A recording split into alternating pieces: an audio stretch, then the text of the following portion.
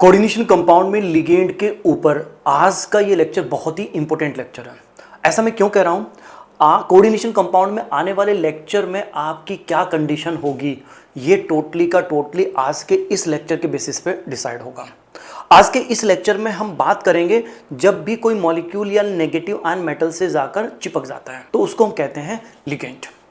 अब इस लिगेंड की मेटल्स के साथ जाकर चिपकने की जो ये कहानी है, यानी ये जो बॉन्डिंग है, ये बॉन्डिंग कैसे होती है और इस बॉन्डिंग को मैं बेसिक से लगाकर एडवांस लेवल तक मैं डिस्कस करूंगा। और इसके साथ साथ ताकि आपको पूरा का पूरा लेक्चर मेरे साथ तैयार हो जाए, तो इस पूरी कहानी को, आज के इस पूरे लेक्चर को मैं 3 पॉइंट्स में डिस्कस करूंगा। सबसे पहला हमारा जो पॉइंट्स होगा वो होगा लिगेंड क्या होते हैं। दूसरा पॉइंट होगा लिगेंड मेटल से जाकर कैसे चिपकते हैं, यानी लिगेंड एंड मेटल के बीच में बॉन्डिंग कैसे होती है। तीसरा पॉइंट होगा आइडेंटिफिकेशन ऑफ होमो। इसका मतलब यह है जब भी कोई लिगेंड मेटल से जाकर चिपकता है तो वो अपने पेयर ऑफ इलेक्ट्रॉन को यूज करता है, तो वो पेयर ऑफ इलेक्ट्रॉन होता है होमो। तो हम कैसे आइडेंटिफाई करें कि कौन सा पेयर ऑफ इलेक्ट्रॉन यानी कौन सा होमो मेटल के साथ चिपकने में यूज करने वाला है लिगेंड, और ये बहुत ही इंपॉर्टेंट है। तो स्टार्ट करते हैं point number 1। Point number one में हम बात करेंगे लिगेंड क्या होता है, लिगेंड्स किसको कहते हैं। वैसे तो मैं सिंपली यदि आपसे बताऊं इसका लिगेंड्स क्या होते हैं, एक्चुअली कुछ मॉलिक्यूल्स एंड नेगेटिव आयन अपनी स्टेबिलिटी को बढ़ाने के लिए मेटल के पास जाते हैं और मेटल से जाकर चिपक जाते हैं, और ये चिपकना कुछ ऐसे होता है कि पानी डालने पर भी ये मेटल से हट नहीं पाते हैं। तो जब भी कोई मॉलिक्यूल या नेगेटिव आयन मेटल से जाकर ऐसे चिपकता है, ऐसे बाइंड करता है कि पानी डालने पर भी वो हट नहीं पा रहा है, तो उस मॉलिक्यूल, उस नेगेटिव आयन को हम कह देते हैं लिगेंड्स। इसको मैं एक्सप्लेन करने के लिए, डिटेल में एक्सप्लेन करने के लिए मैं आपसे कहता हूं, यदि मैं आपसे कहता हूं मुझे कुछ मॉलिक्यूल्स के एग्जाम्पल मुझे बताइए, कुछ मॉलिक्यूल्स के एग्जाम्पल मुझे बताइए, तो आप कह सकते हैं अमोनिया हो सकता है, कार्बन मोनोऑक्साइड हो सकता है, और भी बहुत सारे मॉलिक्यूल्स होते हैं जिनकी भी आपको एग्जाम्पल आते हैं, आप बता सकते हैं। मैंने इनके एग्जाम्पल्स यहाँ पर लिए हैं।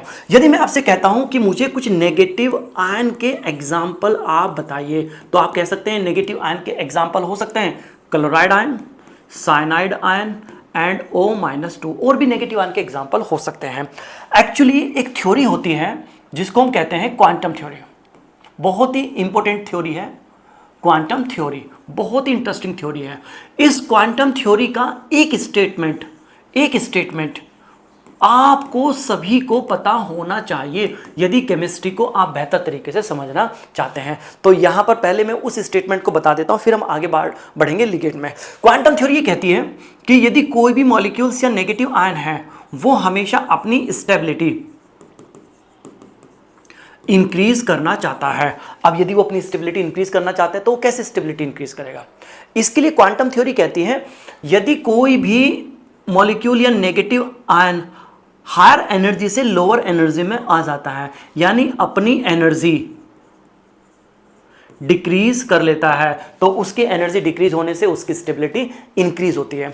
इसके साथ साथ क्वांटम थ्योरी ये भी बताती है कि कोई भी पार्टिकल्स या मॉलिक्यूल अपनी एनर्जी को कैसे डिक्रीज कर सकता है। इसके लिए क्वांटम थ्योरी कहती है कि उसको अट्रैक्शन में इन्वॉल्व होना पड़ेगा, यानी यदि कोई भी पार्टिकल किसी भी टाइप के अट्रैक्शन में इन्वॉल्व होता है तो उससे उसकी एनर्जी डिक्रीज होती है और उससे उसकी स्टेबिलिटी इंक्रीज हो जाती है, ऐसा क्वांटम थ्योरी कहती है। यह अट्रैक्शन कैसा किसी भी तरह का हो सकता है। Let's suppose positive and negative particle के बीच में लगने वाला अट्रैक्शन है, इससे भी ऐसा हो सकता है। तो यहां पर ये molecule and negative ion attraction में इन्वॉल्व होना चाहेंगे, यानी अपनी एनर्जी डिक्रीज करना चाहेंगे, अपनी स्टेबिलिटी इंक्रीज करना चाहेंगे। और ये मॉलिक्यूल एंड नेगेटिव आयन ही क्यों, आप भी तो अपनी स्टेबिलिटी इंक्रीज करना चाहते हैं। अब ये मॉलिक्यूल अपनी स्टेबिलिटी को इंक्रीज करने के लिए, एनर्जी डिक्रीज करने के लिए, अट्रैक्शन में इन्वॉल्व होने के लिए करते क्या है, ये molecule and negative ion metal के पास जाते हैं और मेटल से जाकर कुछ इस तरीके से चिपक जाते हैं ताकि मेटल इन पर अट्रैक्शन लगाए। मेटल ने अट्रैक्शन लगाया है तो एनर्जी डिक्रीज होगी, स्टेबिलिटी इंक्रीज होगी। जैसे इनकी स्टेबिलिटी इंक्रीज होती है, इन मॉलिक्यूल नेगेटिव आयन के, ये मेटल के साथ चिपक के खुशी खुशी के साथ वहां पर रहना स्टार्ट कर देते हैं।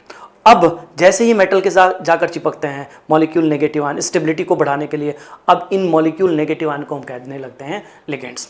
अब ये इन मॉलिक्यूल एंड नेगेटिव आयन का मेटल के साथ जो कॉम्बिनेशन बना है, इस कॉम्बिनेशन को हम कहते हैं कोऑर्डिनेशन कंपाउंड।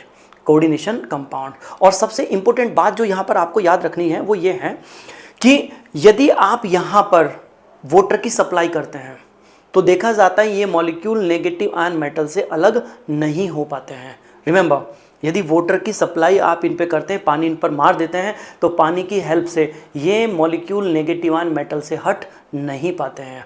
यदि पानी की हेल्प से अलग नहीं हो पा रहे हैं दो पार्टिकल एक दूसरे से, तो ये कहा जाता है इनके बीच में सिग्मा बॉन्ड है।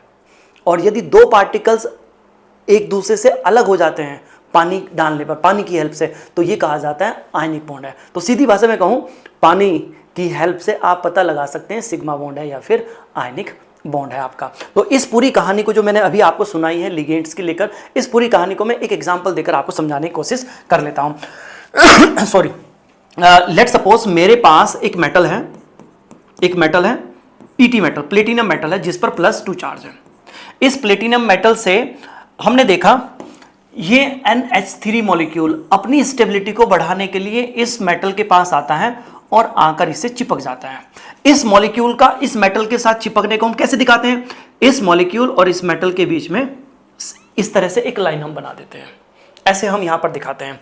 इसके साथ साथ एक और मॉलिक्यूल आता है, वो भी आकर इससे चिपकता है और ऐसा चिपकता है कि मेटल इस मॉलिक्यूल पर अट्रैक्शन लगाने लगती है। इस पर अट्रैक्शन लगा तो एनर्जी डिक्रीज होगी, स्टेबिलिटी इंक्रीज होगी और ये दोनों मेटल से चिपककर खुशी खुशी के साथ रहने लगेंगे। इसके साथ साथ हमने देखा एक क्लोराइड आयन भी आया और वो भी आकर यहां पर चिपक गया, एक क्लोराइड आयन और भी आया और वो भी आकर यहां पर चिपक गया आपका। तो यहां पर इसके साथ साथ यदि आप यहां पर वाटर की सप्लाई करें तो ये मॉलिक्यूल और ये मेटल अलग अलग नहीं हो पाते हैं। रिमेंबर, अलग अलग नहीं हो पाते हैं। तो जिस लाइन से आपने इनको चिपकाया है उसी लाइन को यहां पर हम कह देते हैं सिग्मा बॉन्ड। याद रखिएगा, sigma bond, sigma bond, sigma bond. अब जैसे ही कोई भी मॉलिक्यूल मेटल से जाकर सिग्मा बॉन्ड से चिपकता है, यानी पानी डालने पर नहीं हट पाता है अपनी स्टेबिलिटी को बढ़ाने के लिए, जैसे ये चिपका है, जैसे ये चिपका है, जैसे ये नेगेटिव आयन चिपका है, जैसे ये नेगेटिव आयन चिपका है, तो इन्हीं को हम कह देते हैं लिगेंड्स। इसी को हम कह देते हैं लिगेंड्स। ये भी लिगेंड्स है और this is also example of ligands. तो लिगेंड्स के एग्जांपल यहां पर क्या क्या हो गए हैं आप बता सकते हैं? एक तो अमोनिया का मॉलिक्यूल मेटल से आके चिपका है, एक क्लोराइड का आयन मेटल से आकर चिपका है अपनी स्टेबिलिटी को बढ़ाने के लिए। तो यहां पर लिगेंड्स की डेफिनेशन क्या हो जाएगी? डेफिनेशंस की यदि बात करें तो क्या डेफिनेशंस बन जाएगी? तो आप कह सकते हैं द मॉलिक्यूल और नेगेटिव आयंस विच बाइंड का मतलब होता है चिपकना, विद किसके साथ? मेटल के साथ। किसके लिए? फॉर स्टेबिलिटी, ताकि मेटल इन पर अपना अट्रैक्शन लगाने लगे। और remember, and not separated by water, और एक दूसरे से अलग नहीं हो पाते हैं यदि वहां पर आप पानी डाल देते हैं। अलग नहीं हो पाते हैं तो इनके अटैचमेंट को हम कह देते हैं सिग्मा बॉन्ड। तो सीधी सी भाषा में है कहूँगा लिगेंड्स क्या होते हैं? वो मॉलिक्यूल या नेगेटिव आयन जो मेटल से जाकर चिपक जाता है अपनी स्टेबिलिटी को बढ़ाने के लिए, उसी को हम कह देते हैं यहाँ पर लिगेंड्स। सबसे इंपॉर्टेंट बात जिसको आपको ध्यान रखना चाहिए वो ये होती है, जैसे ही कोई मॉलिक्यूल या नेगेटिव आयन मेटल से जाकर चिपकता है, रिमेंबर, चिपकते ही वो अपना बिहेवियर कंप्लीटली चेंज कर लेता है। बिहेवियर का मतलब क्या होता है? उसकी ऑलमोस्ट जितनी भी प्रॉपर्टीज होती हैं वो सारी की सारी प्रॉपर्टीज रिवर्स हो जाती हैं। इसका मतलब क्या है? जैसे कोई मॉलिक्यूल किसी के साथ रिएक्शन करने से मना कर रहा है, तो जैसे देखा जाता है वो मेटल से आकर चिपकता है तो उसका ये वाला बिहेवियर जो था मना करने का अपोजिट हो जाएगा, यानी इमीडिएट ये हो जाता है रिएक्शन करने के लिए रेडी। और ये सबसे इंपॉर्टेंट ऑब्जर्वेशन है, सबसे इंपॉर्टेंट ऑब्जर्वेशन है। इसको मेंशन भी कर देता हूं यहां पर। ये तो हो गई लिगेंड की डेफिनेशन। और दूसरी बात जो आपको याद रखनी है पॉइंट नंबर 1 में, जब भी मॉलिक्यूल और नेगेटिव आयन बाइंड करता है विद मेटल, यानी अब उसको हम कहने लगेंगे लिगेंड, बाइंड करते ही, तो इसका बिहेवियर कंप्लीटली चेंज हो जाता है। इस बात को मैं आगे जाकर भी डिस्कस करूंगा। तो पॉइंट नंबर 1 में हमारी दो बातें हैं। कोई भी मॉलिक्यूल नेगेटिव आयन जब मेटल से चिपकता है स्टेबिलिटी के लिए, पानी डालने पर अलग नहीं होता है, यानी सिग्मा बॉन्ड से, तो उसको हम कहते हैं लिगेंड। और जैसे ही कोई मॉलिक्यूल नेगेटिव आयन मेटल से चिपकता है उसका बिहेवियर कंप्लीटली चेंज हो जाता है। ये स्टेटमेंट इतना इंपॉर्टेंट है कि डेली लाइफ के बहुत सारे इम्पॉसिबल माने जाने वाले काम इसी वजह से होते हैं। और इस बात को मैं डेली लाइफ के 2 एग्जाम्पल लेकर आपको एक्सप्लेन करने की कोशिश करता हूँ। आपको पता है, पहला एग्जाम्पल है, आपको पता है डाई नाइट्रोजन के बारे में सभी लोग जानते हैं। Die nitrogen is a gas. इस गैस को आप यदि लें और लेकर किसी के साथ आप इसकी रिएक्शन कराने की कोशिश करें तो देखा जाता है कितना भी टेम्परेचर या प्रेशर आप देते हैं, ये डाई नाइट्रोजन गैस किसी के साथ भी रिएक्शन करने के लिए तैयार नहीं होती है। जब कोई गैस ऐसी करती है तो उसको हम कहते हैं इनर्ट।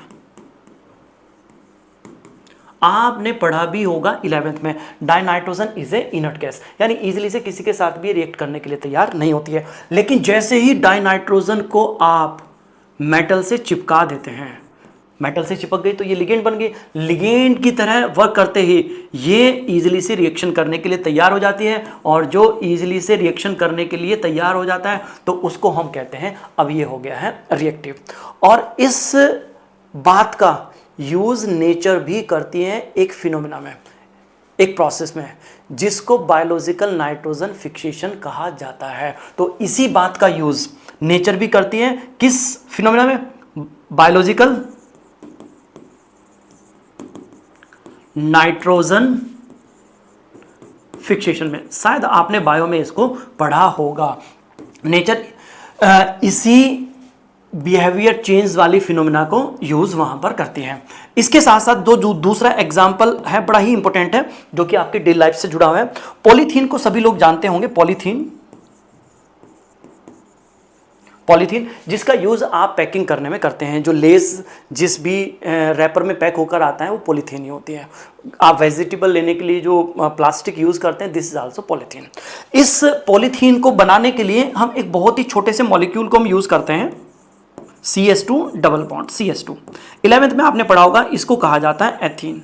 इस एथीन से हम बनाते हैं पॉलीथीन, और जिस प्रोसेस से इसको बनाया जाता है उस प्रोसेस को हम कहते हैं पॉलीमराइजेशन। आपने पढ़ा होगा, यानी एथीन से हम पॉलीथीन बनाते हैं और जिस प्रोसेस से बनाते हैं उसको हम कहते हैं पॉलीमराइजेशन। यदि आप यहां पर डायरेक्ट इस तरीके से पॉलीथीन बनाते हैं तो देखा जाता है यहां पर ये जो पॉलीथीन बनती है, इस पॉलीथीन में बिल्कुल भी मजबूती नहीं होती है, यानी नॉट हैव स्ट्रेंथ, बिल्कुल भी मजबूती नहीं होती है। ऐसे आप करते हैं तो ये फट जाते हैं। वेजिटेबल डालेंगे फट जाएगा, बाहर निकलकर आपका आ जाएगा। यानी ये इस तरह की पॉलीथीन हमारे किसी भी काम की नहीं है। लेकिन देखा जाता है यदि आप इस एथीन के मॉलिक्यूल को, जिससे आप पॉलीथीन बना रहे थे, इस एथीन के मॉलिक्यूल को आप लें और लेकर मेटल से चिपका देते हैं स्टेबिलिटी के लिए, ये चिपका दिया हमने, तो अब इसको हम कहने लगेंगे लिगेंड। जैसे ऊपर ये चिपका था, चिपकते ही हम इसको कहने लगे थे लिगेंड। अब आप सेम प्रोसेस यहां पर फॉलो करें, पॉलीमराइजेशन कराएं और यहां पर पॉलीएथीन बनाएं। अब जो पॉलीएथीन बनती है इसके पास बहुत ही मजबूती होती है, बहुत ही मजबूत होती है, यानी यहां पर हम कह सकते हैं हैव गुड स्ट्रेंथ, बहुत ही ज्यादा मजबूती होती है। और इस बात को डिस्कवर किया था कि पॉलीथीन यदि आप ऐसे बनाते हैं, जिगलर एंड नाटा दोनों ने डिस्कवर किया था। और इस बात के लिए 1963 में इन दोनों को, जिगलर एंड नाटा को, इस बात के लिए नोबेल प्राइज भी मिला था। ये इतनी इंपॉर्टेंट बात यहां पर थी। अब आते हैं पॉइंट नंबर 2 में, जिसमें हम समझेंगे लिगेंड एंड मेटल के बीच में बॉन्डिंग कैसे होती है। इसमें हम समझेंगे लिगेंड मेटल से जाकर कैसे चिपकता है, कैसे बॉन्डिंग करता है कि उसकी एनर्जी डिक्रीज हो जाती है और उसकी स्टेबिलिटी इंक्रीज हो जाती है। तो पॉइंट नंबर 2 में हम समझेंगे bonding between metal and ligand. बहुत ही इंपॉर्टेंट है। एक्चुअली जो भी मॉलिक्यूल्स मेटल से जाकर चिपका है या नेगेटिव आयन मेटल से जाकर चिपका है स्टेबिलिटी को बढ़ाने के लिए, उसको आप कहते हैं लिगेंड। और लिगेंड को पूरी की पूरी केमिस्ट्री में कैपिटल L से रिप्रेजेंट हम कर देते हैं। तो यदि कहीं पर भी कैपिटल L आपको दिखाई पड़ता है तो इट इज ए लिगेंड। इसके साथ साथ जिस मेटल से जाकर चिपकता है उस मेटल को हम कैपिटल M से जाकर रिप्रेजेंट करते हैं। तो L stand for the ligand and M stand for the metal. अब यदि आप किसी भी लिगेंड को लें कोई भी लिगेंड आप ले सकते हैं, यानी कोई मॉलिक्यूल नेगेटिव आयन जो मेटल से जाकर चिपक गया है आपका, और देखिए उसके पास कितने इलेक्ट्रॉन पेयर प्रेजेंट है। तो देखा जाता है किसी भी लिगेंड के पास बहुत सारे इलेक्ट्रॉन पेयर हो सकते हैं। उन सभी इलेक्ट्रॉन पेयर में से एक ऐसा इलेक्ट्रॉन पेयर होता है जिसकी एनर्जी सबसे ज़्यादा होती है, सबसे ज़्यादा होती है, और सबसे ज़्यादा एनर्जी वाले इस इलेक्ट्रॉन पेयर को हम कह देते हैं हाईएस्ट ऑक्युपाइड मॉलिक्यूलर ऑर्बिटल। यानी मैं आपसे कह रहा हूं, यदि आप किसी भी लिगेंड को लें, जैसे मैंने एक लिगेंड लिया जिसको मैं कैपिटल एल से रिप्रेजेंट करता हूं, ये कोई भी हो सकता है, इस लिगेंड के पास बहुत सारे इलेक्ट्रॉन पेयर होंगे। उन सभी इलेक्ट्रॉन पेयर में से एक पेयर ऑफ इलेक्ट्रॉन ऐसा होता है जिसकी एनर्जी सबसे ज्यादा होती है, उसको मैं ऐसे दो डॉट लगाकर रिप्रेजेंट करके दिखा देता हूं। ये पेयर ऑफ इलेक्ट्रॉन ऐसा जिसकी एनर्जी सबसे ज्यादा होती है, और इलेक्ट्रॉन का जो पेयर ऑफ इलेक्ट्रॉन होता है वो इस तरह की जगह में प्रेजेंट होता है, ठीक है, इस तरह की जगह में प्रेजेंट होता है। यानी इस पेयर ऑफ इलेक्ट्रॉन की एनर्जी हाईएस्ट एनर्जी है, हाईएस्ट एनर्जी इसकी है। आप हमेशा ध्यान रखिएगा, किसी भी लिगेंड या मॉलिक्यूल या आयन में जो पेयर ऑफ इलेक्ट्रॉन होता है जिसकी एनर्जी सबसे ज्यादा होती है, तो उसको हम कहते हैं हाईएस्ट ऑक्युपाइड मॉलिक्यूलर ऑर्बिटल। याद रखिएगा, बहुत ही इंपॉर्टेंट है, शॉर्ट फॉर्म में होमो। तो हर एक लिगेंड, हर एक मॉलिक्यूल, हर एक नेगेटिव आयन के पास एक ऐसा पेयर होता है जिसकी एनर्जी सबसे ज्यादा होती है, उसको हम कहते हैं highest occupied molecular orbital, short form में होमो। अब यदि आप इस मॉलिक्यूल, इस नेगेटिव आयन, इस लिगेंड से आप ये पूछे कि तेरी प्रॉब्लम क्या है, तो ये कहेगा मेरे पास बहुत सारे इलेक्ट्रॉन पेयर हैं, उनमें से एक ऐसा इलेक्ट्रॉन पेयर है जिसकी एनर्जी बहुत ही ज्यादा है, जिसकी एनर्जी बहुत ही ज्यादा है, यानी वेरी हाई एनर्जी है। किसकी? ऐसा पेयर है, उस पेयर को हम क्या कहते हैं? होमो। यानी होमो की एनर्जी बहुत ही ज्यादा है। रिमेंबर रखिएगा, किसी भी मॉलिक्यूल नेगेटिव आयन में यदि कोई ऐसा इलेक्ट्रॉन पेयर है जिसकी एनर्जी बहुत ज्यादा है, तो एनर्जी ज्यादा होने से वहां पर आती है इनस्टेबिलिटी, यानी इसकी एनर्जी ज्यादा होना ही प्रॉब्लम है ऑफ लिगेंड। क्यों? क्योंकि ये उसको देता है इनस्टेबिलिटी। रिमेंबर, ध्यान रखिएगा, किसी में भी यदि किसी पेयर की एनर्जी बहुत ज्यादा होती है तो वो एक्चुअली ज्यादा एनर्जी होना बिल्कुल भी अच्छा नहीं होता है। हर कोई अपनी एनर्जी को डिक्रीज करना चाहता है। एनर्जी का बिल्कुल उल्टा होता है स्टेबिलिटी। यदि एनर्जी बहुत ज्यादा है तो ऑब्वियसली बात है वहां पर इंस्टेबिलिटी आपकी आएगी। तो इसीलिए कोई भी नहीं चाहता कि मेरी एनर्जी सबसे ज्यादा हो, ना तो पेयर चाहता है। ये पेयर जिसके अंदर भी प्रेजेंट होगा मॉलिक्यूल नेगेटिव आयन, उसको दे देता है अनस्टेबिलिटी। तो अब ये लिगेंड क्या करता है, इसका जीवन का केवल एक ही उद्देश्य है, कैसे ना कैसे करके इसके पास जो सबसे ज्यादा एनर्जी वाला इलेक्ट्रॉन पेयर है, यानी जो होमो है, जिसकी हाई एनर्जी इसके लिए प्रॉब्लम है, इसको इंस्टेबिलिटी दे रही है, ये हमेशा चाहेगा कैसे ना कैसे करके इस होमो की, इसकी एनर्जी कम हो जाए। आपको पता है एनर्जी कम करने के लिए, एनर्जी डिक्रीज करने के लिए इसको किस में जाना पड़ेगा? अट्रैक्शन में इन्वॉल्व होना पड़ेगा, क्योंकि क्वांटम थ्योरी कहती है अट्रैक्शन से ही एनर्जी डिक्रीज होती है। तो इसके लिए करता क्या है, ये लिगेंड इस पेयर ऑफ इलेक्ट्रॉन को लेकर मेटल के पास पहुंचता है। मेटल को मैं ऐसे रिप्रेजेंट कर देता हूं, मेटल के पास ये पहुंचता है। एक्चुअली मेटल की यदि बात करें तो मेटल ऐसे एटम्स होते हैं जिसका जो न्यूक्लियस होता है, न्यूक्लियस जो होता है उसको मैं ऐसे दिखा देता हूं। मेटल कुछ ऐसे एटम होते हैं जिसका जो न्यूक्लियस होता है बहुत ही ज्यादा इफेक्टिव होता है। न्यूक्लियस से पॉजिटिव चार्ज है, यानी दूर दूर तक पॉजिटिव चार्ज की इन्फ्लुएंस को स्प्रेड करके रखता है। अब यहां पर ये जो लिगेंड है जिसकी प्रॉब्लम थी इस पेयर ऑफ इलेक्ट्रॉन की एनर्जी ज्यादा होना, ये पहुंचता है मेटल के पास, और मेटल के पास कुछ इस तरीके से पहुंचता है, इस होमो को मेटल की साइड ये कर देता है, क्योंकि होमो का मतलब पेयर ऑफ इलेक्ट्रॉन, इलेक्ट्रॉन पर नेगेटिव चार्ज है, तो यहां पर भी नेगेटिव चार्ज है, इसको मेटल की साइड में कर देता है, और इस पर नेगेटिव चार्ज होने की वजह से मेटल का न्यूक्लियस इस पर अट्रैक्शन लगाने लगता है। मेटल के न्यूक्लियस से पॉजिटिव चार्ज है, इस पेयर ऑफ इलेक्ट्रॉन पे नेगेटिव चार्ज है, तो दोनों के बीच में लगने लगता है अट्रैक्शन। इसको मैं इस तरीके से दिखा देता हूं, जैसे इस पर अट्रैक्शन लगेगा तो यहां पर ये जो पेयर ऑफ इलेक्ट्रॉन था, जो होमो था, इस होमो की एनर्जी डिक्रीज हो जाएगी, यानी एनर्जी ऑफ होमो डिक्रीज। जैसे होमो की एनर्जी मेटल के न्यूक्लियस के अट्रैक्शन की वजह से डिक्रीज होगी, तो अब ये लिगेंड कहेगा कि मेरी जो प्रॉब्लम थी, मेरे पास सबसे ज्यादा एनर्जी वाला इलेक्ट्रॉन पेयर, मेरी प्रॉब्लम सॉल्व हो गई है, मुझे शांति मिली है, और मैं क्या हो गया हूं? स्टेबल हो गया हूं। यानी इसका रिजल्ट क्या होगा? लिगेंड जो था ये बिकम स्टेबल। अब ये स्टेबल हो जाएगा। इस पूरी बात को हम कैसे दिखाएंगे? इस पूरी बात को हम दिखाएंगे मेटल एंड लिगेंड के बीच में एक इस तरह की लाइन बनाकर, और इस लाइन को हम कह देते हैं सिग्मा बॉन्ड। Sigma bond. तो ये पूरी कहानी थी, मेटल से जाकर कोई मॉलिक्यूल या नेगेटिव आयन कैसे चिपकता है और किस तरीके से वो स्टेबिलिटी अचीव करता है।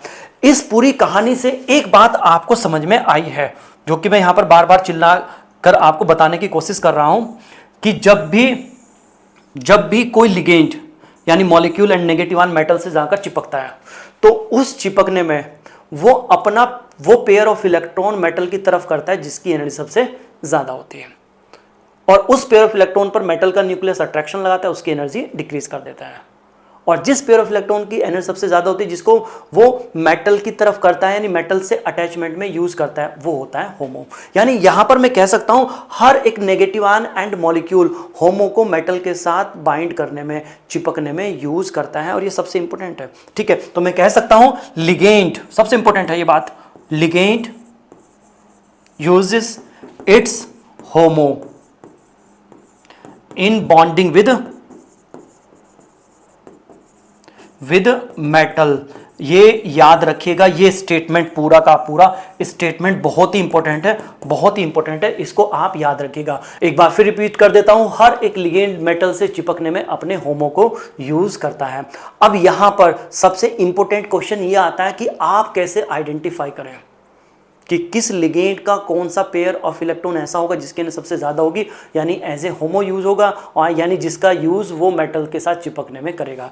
इसको हम डिस्कस करते हैं पॉइंट नंबर 3 में, under the headline identification of homo of ligand. आते हैं पॉइंट नंबर 3 में, identification of homo of ligand. अब किसी भी लिगेंड का कौन सा पेयर ऑफ इलेक्ट्रॉन सबसे ज्यादा एनर्जी का होगा, होमो होगा, इसको आइडेंटिफाई करने के लिए आपको देखना पड़ेगा उस लिगेंड के पास कितने तरह के पेयर ऑफ इलेक्ट्रॉन प्रेजेंट है। यहां पर मैं आपसे कहूंगा, यदि किसी भी लिगेंड का मतलब मॉलिक्यूल या नेगेटिव आयन को लें, उसके पास कितने तरह के पेयर ऑफ इलेक्ट्रॉन प्रेजेंट होते हैं, इसका पता लगाने की कोशिश करें तो देखा जाता है कि मॉलिक्यूल या नेगेटिव आयन के पास जनरली 4 तरह के pair of electron generally present होते हैं। देखा जाता है कभी कभी मॉलिक्यूल के पास लोन पेयर ऑफ इलेक्ट्रॉन भी होता है, जिसको आप लोन पेयर ऑफ इलेक्ट्रॉन भी कह सकते हैं। इसके साथ साथ जो और पेयर ऑफ इलेक्ट्रॉन प्रेजेंट हो सकते हैं मॉलिक्यूल के पास, वो ऐसे होते हैं कि उनका यूज वो मॉलिक्यूल्स के अंदर पाई बॉन्ड बनाने में होता है, जिसको हम कहते हैं पाई बॉन्ड इलेक्ट्रॉन पेयर। इस तरह के इलेक्ट्रॉन पेयर हो सकते हैं। कुछ ऐसे पेयर भी होते हैं जिनका यूज वहां पर कार्बन के बीच में सिग्मा बॉन्ड बनाने में होता है, उनको हम कहते हैं सिग्मा बॉन्ड इलेक्ट्रॉन पेयर। कुछ ऐसे इलेक्ट्रॉन पेयर भी हो सकते हैं जिनका यूज हाइड्रोजन कार्बन के बीच में सिग्मा बॉन्ड बनाने में होता है, उनको हम कह सकते हैं sigma bond electron pair. Generally किसी भी मॉलिक्यूल की यदि आप बात करें तो उस मॉलिक्यूल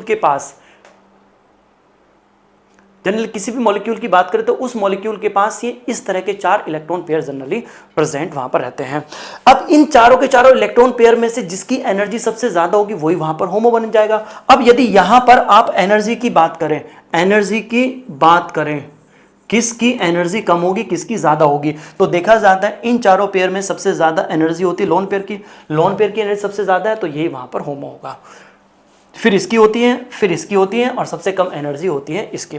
मान लीजिए किसी मॉलिक्यूल के पास चारों तरह के पेयर ऑफ इलेक्ट्रॉन प्रेजेंट है, तो उस केस में सबसे ज्यादा एनर्जी इसकी है, तो यही वहां पर होमो बन जाएगा। मान लीजिए किसी मॉलिक्यूल के पास लोन पेयर नहीं है, ये 3 पेयर ऑफ इलेक्ट्रॉन प्रेजेंट है, तो इन तीनों पेयर ऑफ इलेक्ट्रॉन में से सबसे ज्यादा एनर्जी किसकी होती है, इसकी, यही होमो वहां पर बन जाएगा। मान लीजिए दोनों भी प्रेजेंट नहीं है, तो उस केस में ये 2 पेयर ऑफ इलेक्ट्रॉन प्रेजेंट है, इन दोनों में से सबसे ज्यादा एनर्जी किसकी होगी, इसकी होगी, यही वहां पर होमो बन जाएगा। और सबसे लास्ट में इसकी एनर्जी तो सबसे कम होती है, यदि बाकी 3 नहीं है तो यही वहां पर आपका होमो बन जाएगा और यही वहां पर यूज होगा। अब देखो सबसे इंपॉर्टेंट यहां पर ही आता है कि इन पेयर ऑफ इलेक्ट्रॉन को हम आइडेंटिफाई कैसे करें। देखिए इसके लिए थोड़ा सा बेसिक आपका मजबूत होना बहुत जरूरी है। 11th में एक चैप्टर आता है लुईस नोटेशन या ड्राइंग द स्ट्रक्चर, ये थोड़ा सा आपको आइडिया उसका होना ज़रूरी है। तो थोड़ा सा बेसिक आपका मजबूत होना है, तभी आप ये आइडेंटिफाई कर पाएंगे, इस बॉन्डिंग को समझ पाएंगे। इसको मैं एक एग्जांपल लेकर और समझाने की कोशिश आपको कर लेता हूँ। मान लीजिए मेरे पास, यहाँ पर मैं एग्जांपल लेता हूँ नीचे, मान लीजिए मेरे पास एक मॉलिक्यूल है CH2 double bond CH and CH2 negative, ये मेरे पास एक नेगेटिव आयन है मान लीजिए। आपको पता है यदि कहीं पर नेगेटिव चार्ज आ जाता है तो उसकी वजह से वहां पर 100% एक पेयर ऑफ इलेक्ट्रॉन होता है, और ये पेयर ऑफ इलेक्ट्रॉन होता है लोन पेयर, ये इतना तो पता ही है आपको। अब यदि आप आइडेंटिफाई करें इस पूरे नेगेटिव आयन में से ऐसा पेयर ऑफ इलेक्ट्रॉन जिसकी एनर्जी सबसे ज्यादा है, तो यहां पर आपको पता होना चाहिए कितने तरह के पेयर ऑफ इलेक्ट्रॉन प्रेजेंट है। भाई ये तो हो गया हमारा लोन पेयर, यानी यहां पर लोन पेयर भी है। यहां पर कार्बन कार्बन के बीच में डबल बॉन्ड है, डबल बॉन्ड में आपको पता है एक बॉन्ड होता है हमारा पाई बॉन्ड और एक होता है डबल बॉन्ड में आपको पता है एक बॉन्ड होता है हमारा सिग्मा बॉन्ड, एक होता है पाई बॉन्ड। तो यहां पर पाई बॉन्ड में 2 इलेक्ट्रॉन यूज होते हैं और उन दोनों इलेक्ट्रॉन को हम कहते हैं पाई बॉन्ड इलेक्ट्रॉन पेयर, यानी यहां पर पाई बॉन्ड इलेक्ट्रॉन पेयर भी है। यहां पर carbon carbon sigma bond electron pair भी है। इसके साथ साथ यहां पर आप देख रहे हैं कार्बन हाइड्रोजन बॉन्ड भी है, तो carbon hydrogen sigma bond electron pair भी है, यानी इस मॉलिक्यूल में इस नेगेटिव आयन में चारों तरह के इलेक्ट्रॉन पेयर यहां पर प्रेजेंट है। इनमें से सबसे ज्यादा एनर्जी किसकी होती है? लोन पेयर की। यह है lone pair, this is lone pair. आपको बता देता हूं कहीं पर नेगेटिव चार्ज आ जाता है तो 100% वहां पर एक लोन पेयर होगा, और यदि ये लोन पेयर है तो डेफिनेटली यही यहां पर क्या होगा बेटा? होमो होगा। यानी यदि इस नेगेटिव आयन को मेटल से जाकर चिपकना है तो इस होमो को यानी इस लोन पेयर को ये मेटल की तरफ कर देगा, मेटल का न्यूक्लियस इस पर अट्रैक्शन लगाएगा और इससे ये चिपक जाएगा। इस पूरी बात को यहां पर आप ऐसे करके दिखा सकते हैं। यानी ये मॉलिक्यूल था, ये मेटल के पास गया और मेटल के पास जाने में अपने इस पेयर ऑफ इलेक्ट्रॉन का यूज इसने मेटल के साथ बॉन्ड बनाने में कर लिया। इसको ऐसे लाइन बनाकर आप दिखा सकते हैं। तो ये पूरी कहानी यहां पर इस अटैचमेंट को यहां पर रिप्रेजेंट कर देती है। अब दूसरा इंपॉर्टेंट क्वेश्चन यहां पर जो आता है मैं यहीं पर ले लेता हूं। मैं आपसे इसी एग्जांपल में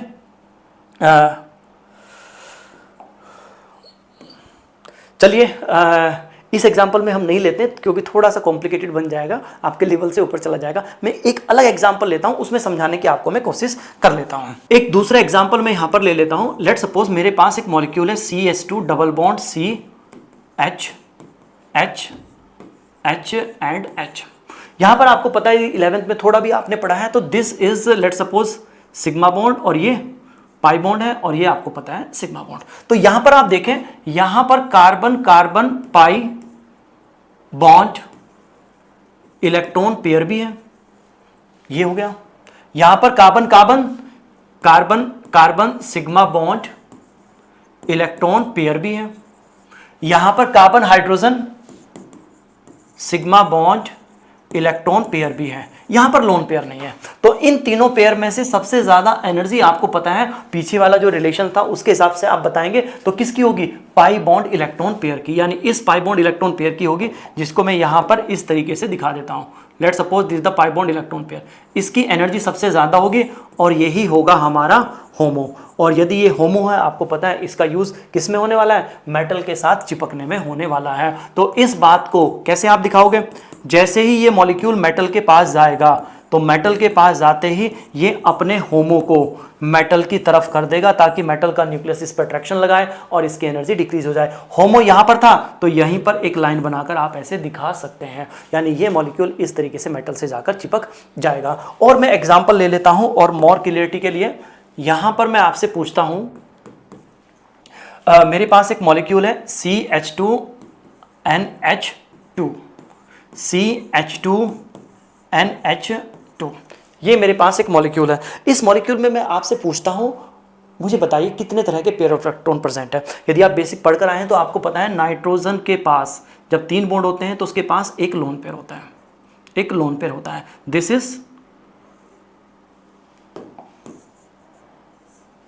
इज लोन पेयर, पता है आपको नाइट्रोजन के पास हमेशा एक लोन पेयर होता है, दिस इज लोन पेयर। वैसे तो आपको पता है यदि आपको कहीं पर लोन पेयर दिखाई देता है तो बिना सोचे समझे ही कह दीजिए इसी की एनर्जी सबसे ज्यादा होती है और यही यहां पर क्या होगा? होमो होगा। यानी यही यहां पर होमो होगा और यही होमो होगा। यानी इस मॉलिक्यूल को यदि मेटल के साथ आपको चिपकाना है, इस मॉलिक्यूल को यदि मेटल के साथ चिपकाना है तो ये लोन पेयर यूज होगा और ये लोन पेयर यूज होगा। इस बात को आप इस तरीके से दिखा सकते हैं, CH2NH2NH2। यानी ये मेटल के पास जाएंगे और ये अपना लोन पेयर मेटल की साइड में कर देगा और ये भी अपना लोन पेयर मेटल की साइड में कर देगा, ताकि मेटल इस पर क्या लगाने लगे, अट्रैक्शन लगाने लगे। और इसको एक लाइन बनाकर आप इस तरीके से दिखा सकते हैं। बहुत सारे एग्जाम्पल यहां पर आप ले सकते हैं। यहां पर सबसे इंपॉर्टेंट एग्जाम्पल जिस पर आपको कंसंट्रेट करना चाहिए वो ये होगा, कभी कभी आप देखेंगे कुछ ऐसे मॉलिक्यूल आपके पास होंगे जैसे कार्बन मोनोऑक्साइड। इस मॉलिक्यूल का यदि आप लुईस नोटेशन आप ड्रॉ करें तो वो ये होगा, कार्बन एंड ऑक्सीजन के बीच में ट्रिपल बॉन्ड होगा, एक लोन पेयर इस ऑक्सीजन के पास होगा, उसको मैं ऐसे दिखा देता हूं, लोन पेयर हमेशा इसी तरीके से होता है, एक लोन पेयर इसके पास होगा, उसको मैं यहां पर इस तरीके से दिखा देता हूं। तो this is the Lewis notation of carbon monoxide. Simply यदि आप कहें यानी ऐसे भी दिखा सकते हैं, एक लोन पेयर इस ऑक्सीजन के पास है, एक लोन पेयर इस ऑक्सीजन के पास है। आपको पता है लोन पेयर है तो सी की एनर्जी सबसे ज़्यादा होगी और यहाँ पर यही आपका होमो होगा, यही मेटल के साथ बॉन्ड बनाने में यूज़ होगा। लेकिन यहाँ पर दो लोन पेयर हैं, ऑक्सीजन के पास भी है और कार्बन के पास भी है। तो कौन से लोन पेयर की एनर्जी एक दूसरे से ज़्यादा होगी, यानी कौन सा, ये लोन पेयर ज़्यादा एनर्जी का तो यही होमो होगा, यही मेटल के साथ बॉन्ड बनाने में यूज़ हो जाएगा। ये लोन पेयर ज़्यादा एनर्जी का है तो इसी के सब यही होमो होगा और यही मेटल के साथ बॉन्ड बनाने में यूज़ हो जाएगा। अब यहाँ पर इस केस में यदि आपको समझ में आता है अलग अलग टाइप के एटम पे लोन पेयर है तो कौन सा होमो होगा, इसको आइडेंटिफाई करने के लिए एक टर्म होता है इलेक्ट्रोनेगेटिविटी। आपको देखना पड़ेगा किस एटम की इलेक्ट्रोनेगेटिविटी कम है और किस एटम की इलेक्ट्रोनेगेटिविटी ज्यादा है। एक्चुअली इलेक्ट्रोनेगेटिविटी का मतलब ये होता है कोई भी एटम जितना ज्यादा अट्रैक्शन इलेक्ट्रॉन पर लगाता है, इलेक्ट्रॉन को जितना ज्यादा कंट्रोल करता है, ये कहा जाता है इसकी इलेक्ट्रोनेगेटिविटी उतनी ही ज्यादा है। यानी कोई ज्यादा अट्रैक्शन लगा रहा है इलेक्ट्रॉन पर, इलेक्ट्रोनेगेटिविटी ज्यादा है, इसका मतलब ये होता है। अब यदि ज्यादा अट्रैक्शन लगा रहा है तो उनकी एनर्जी ऑटोमेटिकली कम होगी। यानी यहां पर आपको हमेशा याद रखना है electronegativity and energy of electron में उल्टा रिलेशनशिप होता है।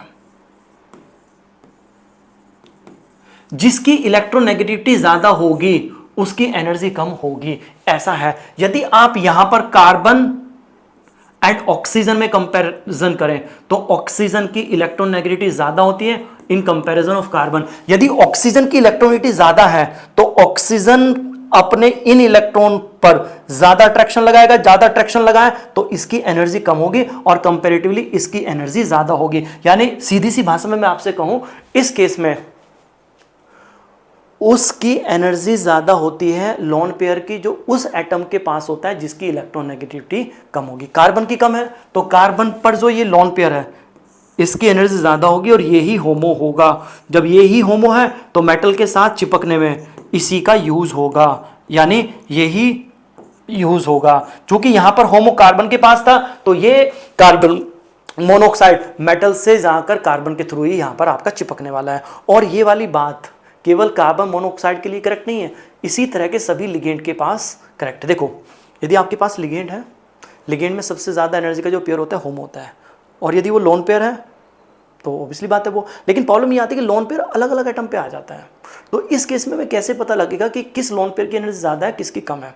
तो इस केस में आपको देखना पड़ेगा उन दोनों एटम की इलेक्ट्रोनेगेटिविटी, जिसकी इलेक्ट्रोनेगेटिविटी कम है उसी पर पेयर ऑफ इलेक्ट्रॉन जो प्रेजेंट है लोन पेयर वही वहां पर होमो होगा। इसमें इसकी कम है तो इसी पे प्रेजेंट होने वाला होमो होगा। और भी एग्जांपल मैं यहां पर ले लेता हूं। लेट सपोज एक बड़ा ही फेमस एग्जांपल है साइनाइड। इसकी बात करें तो इसकी स्ट्रक्चर ऐसा होता है, नाइट्रोजन के पास भी एक लोन पेयर होता है, कार्बन के पास भी लोन पेयर होता है। किस दोनों की इलेक्ट्रोनेगेटिविटी में कंपैरिजन करते हैं, कार्बन की कम होती है, नाइट्रोजन की ज्यादा होती है। तो कार्बन की कम है तो कार्बन के पास प्रेजेंट होने वाला लोन पेयर ही होमो होगा और यही मेटल के साथ बॉन्ड बनाने में यूज होगा। अब सीधी सी भाषा में मैं आपसे पूछना चाहता हूं, कार्बन मोनोऑक्साइड मेटल से किसके साथ जाकर चिपकेगी, उस एटम के साथ जाकर चिपकेगी जिसके पास होमो है कार्बन के थ्रू। साइनाइड लिगेंड मेटल से जाकर किस एटम के थ्रू चिपकेगा, जिसके पास होमो है। होमो किसके पास है, इस कार्बन के पास, तो इसी से जाकर वो बाइंड करेगा। एक एग्जांपल मैं यहां पर और शेयर कर लेता हूं नाइट्रोजन ऑक्साइड का।